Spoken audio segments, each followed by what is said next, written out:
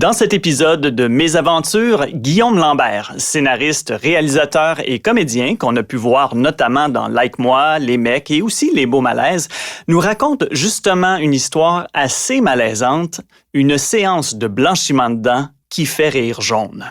Je suis seul au monde, je suis dans Survivor avec un écarteur dans la gueule. Tu dis à l'aide, mais en même temps, tu fais « Hey! » Mes aventures. Tu veux dire leur mésaventures.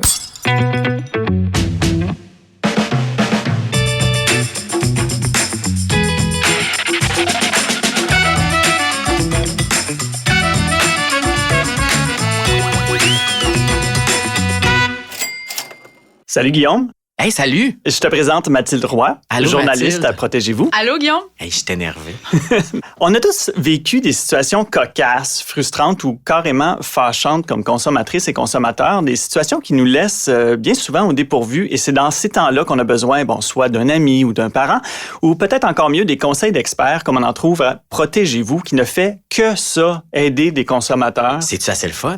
Depuis des décennies, Guillaume. Moi, j'adore ça. Pour vrai, grand fan. Les reviews de micro-ondes puis de laveuse, je les ai toutes là. On te connaît bien comme comédien, scénariste, auteur également, mais on te connaît moins comme consommateur. Tu es quel type de consommateur? Très mauvais. Je dirais instinctif et hasardeux. Ah! Donc, tu suis pas les conseils de Protégez-vous, vraiment? Non, ben oui. Quand je magasine des grosses affaires. Ouais. Oui, je me renseigne, je fais mes devoirs, je magasine, tu sais. Mais sinon, t'es un impulsif Je quand suis même. assez impulsif sur les vêtements, par exemple, puis des affaires, là, tu sais, des crèmes, par exemple, je pourrais être impulsif. J'allais dire des choses qui pourraient avoir un impact sur ta santé et justement, l'anecdote que tu t'apprêtes à nous raconter est assez digne d'un sketch de Like moi avec Gaby Gravel.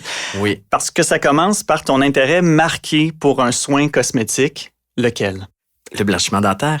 Mais oui, ben tu sais, on fait de la télé à un moment donné. Je veux pas avoir les dents trop blanches, mais j'aimerais ça pas avoir les dents jaunes non plus. Fait que j'ai choisi l'entre-deux. Puis là, ben je me suis aventuré. Un beige? Un beige. Ben un beige tirant sur le blanc, un blanc ivoire, je savais pas comment faire ça, tu sais, quand tu sors d'une école de théâtre, il y a personne qui te dit comment blanchir tes dents, on t'apprend juste Molière. Puis j'avais essayé, tu sais, les white stripes puis les pas le band de Pas le musique, band, non, pas le c'est ça. band. Non, juste les bandes blanchissantes, puis ben ça m'avait comme un peu Ça t'avait déçu? ça m'avait abîmé la gencive, Oh, pour être carrément. honnête. Ça m'avait un petit peu fait saigner des gencives. Je trouvais pas ça agréable non plus parce que ben je pas très manuel, fait que je me bavais dessus. Puis je me suis dit allons voir un professionnel. Puis ben il y avait toutes sortes d'affaires qui circulaient en ligne. Ce sont quand même des soins assez coûteux. Ouais. Je pense chez le dentiste on peut parler là pour avoir des gouttières puis le gel puis le rendez-vous, on peut facilement monter dans le 500-600 $, c'est pas Absolument, plus. c'est très cher. Et quand on C'est sort de cher. l'école de théâtre, on n'a peut-être pas un On n'a budget. pas cet comme ça. argent-là, faut payer ses permis UDA. Bon, tu fais de la figuration pour te payer ton blanchiment dentaire, puis tu Faut vends ce du qu'il beurre faut. de pinot le soir. Évidemment, il y a des algorithmes qui fonctionnent, tu sais, fait que t'en parles, là, que hey, je voudrais me faire blanchir les dents, maman. Puis là, ben, tout d'un coup, tu reçois une pub. Et puis, ben, il y a des sites comme Groupon et les Montréal Arabais de ce monde qui font de la promotion de différentes offres et tout ça. Puis là, ben, j'avais vu comme une offre de blanchiment dentaire dans un salon d'esthétique pour une centaine de dollars, là, 99 $, taxes incluses, tout ça. J'étais comme, ben, voyons, c'est vraiment une aubaine. par Ça t'a rapport- fait saliver. Ça m'a fait littéralement saliver.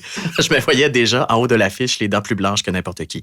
Et quelle ne fut pas ma surprise, c'était dans un petit centre d'achat d'un hôtel, le salon de massage des clients de l'hôtel. Fait que, là, évidemment, je ne fais pas du tout avec la faune et la flore. Et là, ben, l'esthéticienne qui me reçoit, je me rends compte qu'elle est aussi la réceptionniste, est un peu dans le jus. Puis là, elle a les madames à faire. Puis là, voilà. Fait que là, elle m'installe, elle me place dans une salle et elle applique le gel blanchiment et elle m'a oublié 1h40. Ah! Donc, je suis littéralement seul au monde avec mes lunettes de Robocop, tu sais. Tu sais, tu peux rien faire, t'es dans le noir, je peux pas être sur mon cellulaire, je peux pas chiller, là. Fait que j'attends, les bras croisés, que la magie opère. Puis, dans un espace-temps, là, t'es dans la matrice, là. Mais là, t'es comme patenté, là, tu dis à l'aide, mais en même temps, tu fais « Hey! » Fait que tu peux pas appeler à l'aide. Non. Fait que je suis seul au monde, je suis dans Survivor avec un écarteur dans la gueule. Je décide de l'enlever. J'enlève l'écarteur, là, évidemment, ça se passe très mal. C'est comme c'est le Super Aqua Club qui se déverse là, sur ma bavette en papier. Tu sais, tu le sais pas, c'est-tu dangereux? J'ai-tu Ouais. du chlore dans la bouche? Tu Tu sais, qu'est-ce qui va se perdre tes dents? Est-ce que je dois éteindre moi-même la lumière? Qui choisit la musique? Peux-tu arrêter la musique? J'ai tellement de questions. Est-ce que je vais aussi avoir les dents translucides? Fait que... Mathilde, est-ce que tu en entends souvent comme journaliste à Protégez-vous des histoires abracadabrantes comme ça, des histoires dentaires qui virent mal? Frédéric, c'est la première fois que j'entends Okay. ce genre d'histoire-là. Puis en fait, je risque de l'entendre de moins en moins parce que depuis le 24 septembre 2020, les esthéticiennes n'ont plus le droit de blanchir les dents. C'est-tu vrai? Oui, c'est vrai. Ce sont les Donc, hygiénistes dentaires et les dentistes ben qui sont oui. autorisés à le faire. Puis l'examen préalable est réservé aux dentistes. Mais là, le nœud de cette affaire, on s'entend que c'est quand même le fait que toi, Guillaume, t'as acheté ce service-là via un site Internet d'achat groupé. Tu as mentionné Groupon, il y en a d'autres. Et c'est ça le cœur de l'enjeu au niveau de la consommation ici, Mathilde. Oui, bien d'abord, c'est quoi un site d'achat groupé? C'est un site qui fait la promotion de services ou de produits d'autres détaillants et à prix réduit. Donc, c'est ça qui est alléchant, qui est intéressant et c'est souvent pour une période limitée. Donc, c'est ça qu'il faut faire attention. Ça crée une urgence. Ça crée une urgence. Dis, oh mon Dieu, il y a un momentum, vite. Exact. Ouais. Puis ce qu'il y a de particulier, en fait, quand on fait affaire avec un site d'achat groupé comme Groupon ou Twango, ou il y en existe d'autres, c'est qu'en fait, tu conclus 2 contrats. Il y a un contrat que tu fais avec le site, l'entreprise qui gère le site web, et le second contrat, c'est avec l'entreprise qui va te donner les soins en question dans ce cas-ci. Et dans les 2 cas, il faut qu'il y ait vraiment dans ces contrats-là des informations obligatoires, des renseignements. Dans le second contrat, par exemple, là, il y a des règles particulières qui s'appliquent selon le type de service que tu vas recevoir. Donc, selon si ce sont des soins esthétiques, un abonnement au gym, voyage court, il y a vraiment des règles particulières là, qui touchent à ça. Donc, c'est là, en fait, qu'on peut savoir à quoi s'attendre en termes de services, finalement. Est-ce que c'est possible de reculer ou d'annuler le contrat? Ça devrait être... C'est à cette étape-là qu'il faut vérifier tout ça. Oui, effectivement. Est-ce que Guillaume aurait pu annuler, se faire rembourser avant de recevoir les soins, après? Ben, c'était difficile d'avoir, parce que je me suis resté une deuxième fois dans un autre endroit qui était encore pire que le premier. Alors là, j'ai fait... Voyons. Non. J'apprends pas. Ben là, j'ai appris. Mais puis, je suis allé chez le dentiste pour les prochains soins. Mais le deuxième endroit était tellement sketch 1 an plus tard que j'ai essayé d'avoir un contact avec le site avec lequel j'avais fait affaire. Ouais. Puis c'était très difficile. Il n'y avait pas vraiment de service à la clientèle, sinon en ligne. C'était en anglais. Eh bien là, tu viens de mettre le doigt sur quelque chose parce que de prime abord, ce genre de contrat-là, c'est parfois difficile à décrypter, mais si c'est pas offert en français, c'est encore pire pour la plupart d'entre nous. Là. Et pourtant, en fait, les contrats dont on vient de parler, ils doivent obligatoirement être au moins en français. C'est en vertu de la charte de la langue française. La dame l'employé qui t'a servi, il faut qu'elle l'ait fait aussi en français. Ça fait partie de cette réglementation-là. Puis je le dis parce que la langue de service, puis tout ce qui est documentation commerciale, dont les contrats notamment, ce sont les 2 motifs de plainte les plus fréquents qui sont faits à l'Office de la langue française. Mais de mémoire, la seule affaire que j'ai signée, c'est qu'il n'était pas responsable là, quand j'étais arrivé dans la clinique d'esthétique. Là.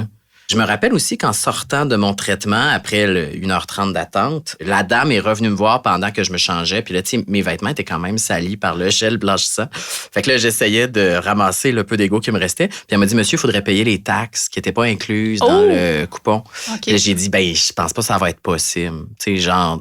Puis là, j'ai essayé d'être fâché. Tu sais, je suis pas très bon là, pour être fâché. J'ai fait, là, ça va faire. Mais comme client insatisfait, tu as quand même des recours, effectivement. Là, tu disais, tu as essayé de contacter dans ta deuxième expérience l'entreprise de site web Groupon. La première chose à faire, ça serait de voir un peu c'est quoi la politique de remboursement ou la politique de remplacement, peut-être d'échange de coupons de ce site-là. Il y en a qui vont offrir une garantie de satisfaction, qui vont sur demande te rembourser. Il y en a d'autres qui vont dire dans les 14 jours suivant l'achat, parfois même avant de recevoir le soin en question. Sauf qu'il faut savoir, en fait, qu'ils ne sont pas obligés d'avoir une politique de remboursement. Donc, c'est vrai que c'est possible que tu restes pris avec ton coupon. Après, il y a quand même, tu signes un contrat avec l'entreprise qui te donne les soins et elle, cette entreprise-là doit respecter certaines règles selon le service offert, comme je le disais. Puis là, à ce moment-là, l'annulation, le remboursement du forfait va vraiment varier selon la situation. Là.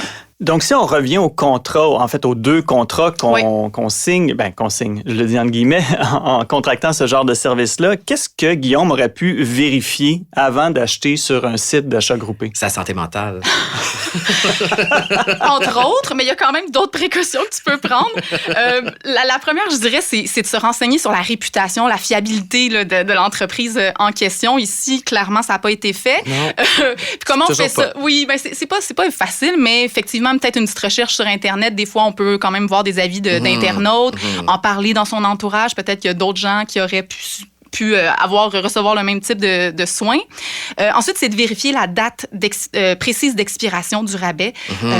Ça met de la pression sur le consommateur aussi parce que tu as 3 semaines pour brûler ton coupon, mais là, eux, ils n'ont pas de disponibilité, etc. C'est vrai, mais il faut quand même garder en tête que l'argent que tu as déboursé pour le coupon, ça expire pas. Donc, si tu payes 50 $ pour un coupon de 100 $ au restaurant, 50 $, il se perd pas. Je pourrais l'échanger pour un meurtre et mystère là, à Laval, mettons.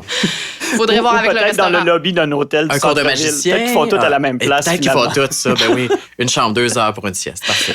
Autre conseil, lire les conditions applicables au rabais, parce qu'effectivement, il y en a des rabais qui vont être applicables seulement en semaine, durant l'été. Donc, il faut s'assurer que ça te convient.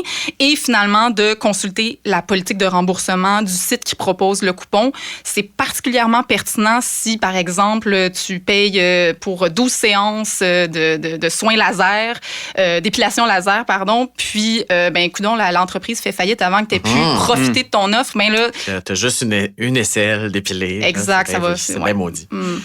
Et là, on le disait, la loi, désormais, empêche les cliniques de soins esthétiques d'offrir le blanchiment de dents. Cela dit, Guillaume parlait de kits qu'on peut acheter à la pharmacie et ça, c'est encore disponible. Comment ça se fait? Ben oui, c'est vrai.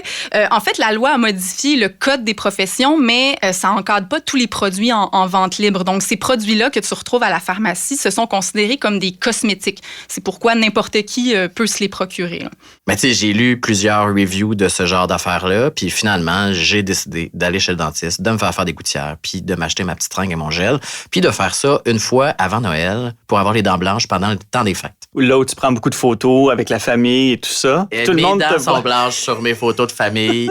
Laisse-moi te le dire. Mais c'est jamais une mauvaise idée là, d'en parler à son dentiste dans tous les cas. Si on veut entreprendre ce genre de traitement-là à la maison, on en profite pour pendant le rendez-vous annuel. Puis si on a des sensibilités comme tu peux en avoir, tout ça, ça vaut la peine.